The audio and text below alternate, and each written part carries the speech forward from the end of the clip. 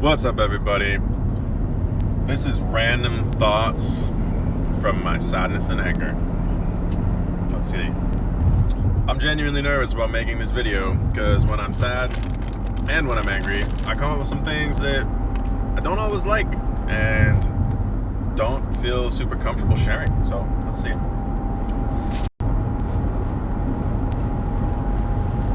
Don't talk with your mouth full. I don't give a shit. Can't say shit on YouTube? Shit. Man, I enjoy talking to you. But screwing this up. I'm sad and angry, okay? No, I'm sarcastic. Playful. Fine. Maybe it's okay to be playful when you're sad and angry. Lesson number 1. Lesson number 2 is it's so fucking okay to be sad and angry. It's alright. This is what I'm feeling. Okay. I'm eating banana.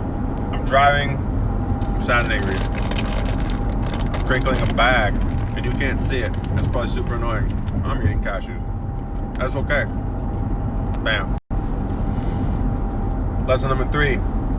It's probably totally okay for me to go ahead and be alone. I feel like I'm overjoyed. Too much joy. I've had too much fun, wonderfulness at work, but it's with people. I enjoy the work that I do. Yeah, going home alone tonight is probably a good move. Sitting into the sadness and feeling it, probably a good move. Taking notes on it, probably a good move. Already doing it and we're not even home. Thought number 4, relationships, man. Complicated. I'm not even talking about the romantic ones. Even the ones that are platonic, that want to turn romantic, then get complicated. The ones that are supposed to be platonic, or are, what does that mean? It doesn't mean anything. Look at me talking. I'm not even talking from a real place. I'm just mouthing off from sadness and anger. What do I mean to say? Relationships. I love pretty much nothing more than beautiful, enriching relationships, togetherness, sense of home, belonging, fun, expression, when everyone gets to start going deep together. It's my favorite. But I keep on learning the lesson not to get attached to any of it. Don't expect it's going to be around again for another day. And I'm getting more and more okay with that. It's not making me less available to show up for a good time. It's not making me less available to go deep. It does seem to be making it hard for some people who are wanting more traditional things from me. I empathize with that. But this is about me, okay? I'm trying to keep this selfish.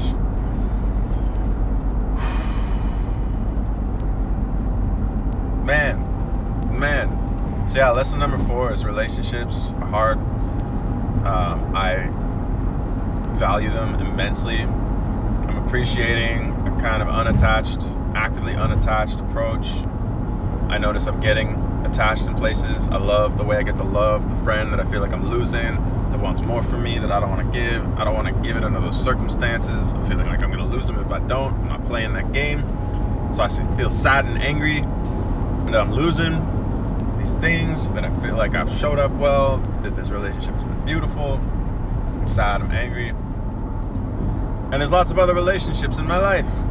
I just spent all day with my buddy trading. Got on the phone with my other buddy. Pulled 6 figures trading today. What a freaking genius. The guy spends time with me on the phone, excitedly talking to me. On a daily basis, shares with me his trades. Like, both of those men today. Super, super incredible relationships. I just got to walk out a dance with a handful of friends. Just like friends freaking everywhere.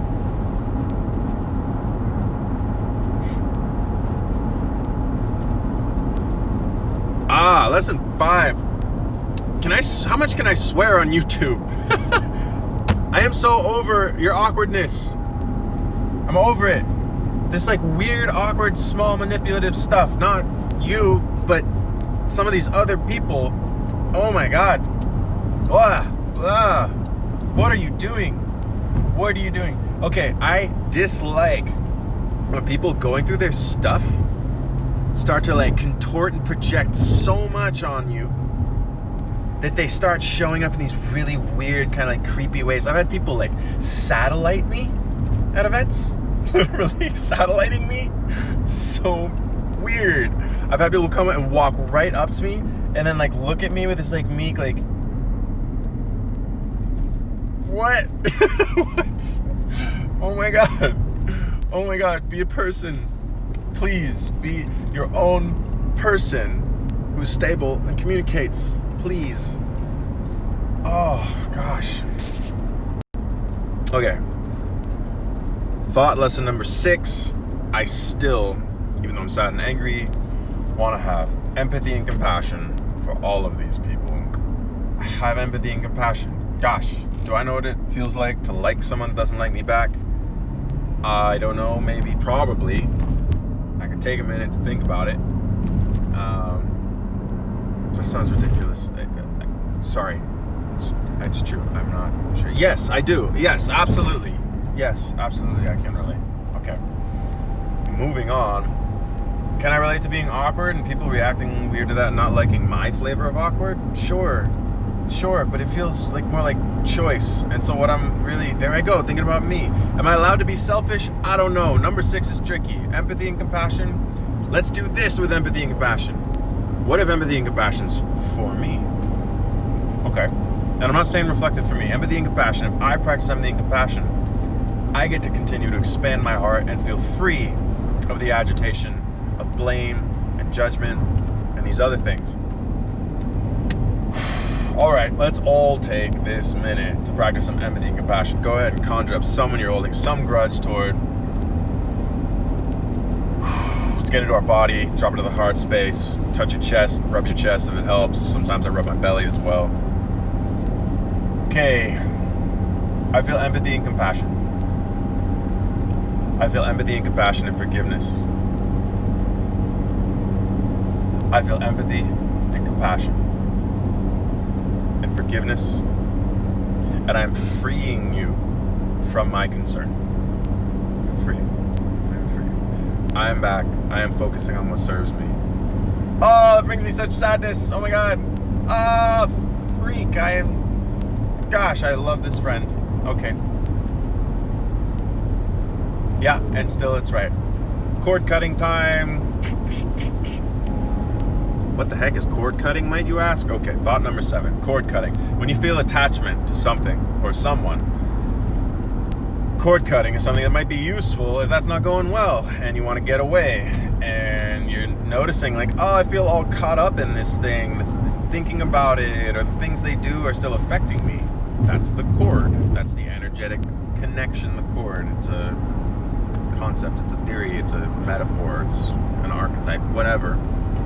Cutting it is also a metaphor, which is pretty simple to figure out. We cut that energetic tie.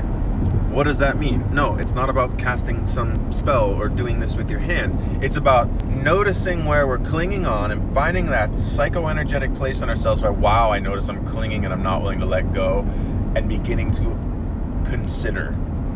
energetically consider, wow, what is it like if I let go? And when you start to find that muscle to let that go, that's cutting the cord. That's the beginning of cutting the cord. And some of us can get to the point where it's like, oh, God, okay. Oh, in fact, where I am driving right now on this particular road, I'll show you. Last time I was driving up this road, a cutting cord example, let's say, while I was driving on this road, was with anxiety. So let's call this lesson number 8. In a way, I was clinging to anxiety. We can cling to certain experiences, not just ideas. Anxiety feels like, you usually take a victim perspective with anxiety, like, it's here, I can't get rid of it. It's like, that's part of me too. I'm clinging to it somehow. Am I willing to let it go? And I felt total access to just let it go.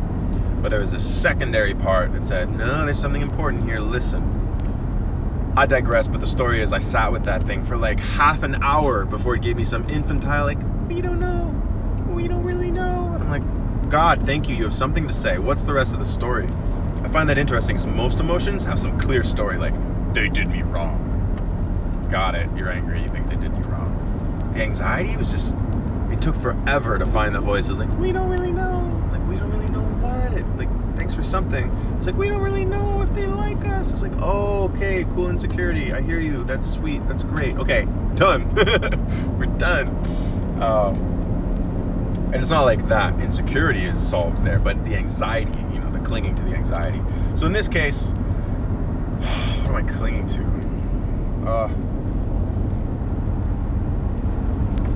Nothing. Feeling feelings. No, okay, I'm clinging to this friend. I can see myself clinging to another person that I should probably let go of. Clinging. I can see lots of chords. I can see how chords are kind of all the ways that I define myself. It's like everything in my ego is a chord. I can kind of just like decide to cut some of these. Some are probably harder to cut than others. Some of them feel pretty accessible though. Feeling into it.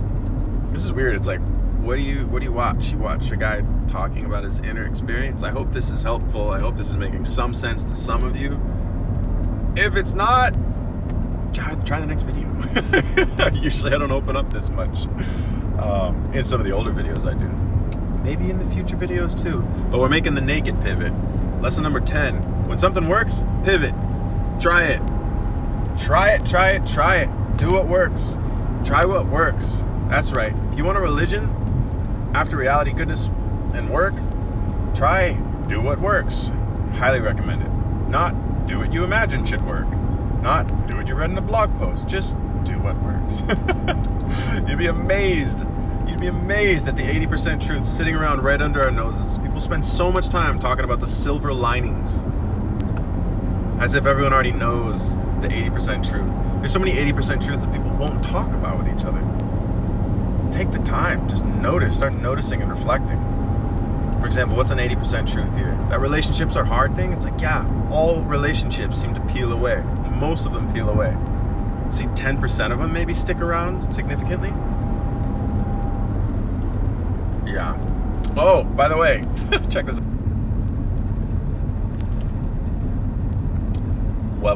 What? Hit that subscribe button. Hit that like button. Head over to patreon.com/realgoodlife. I'll see you again soon. Okay.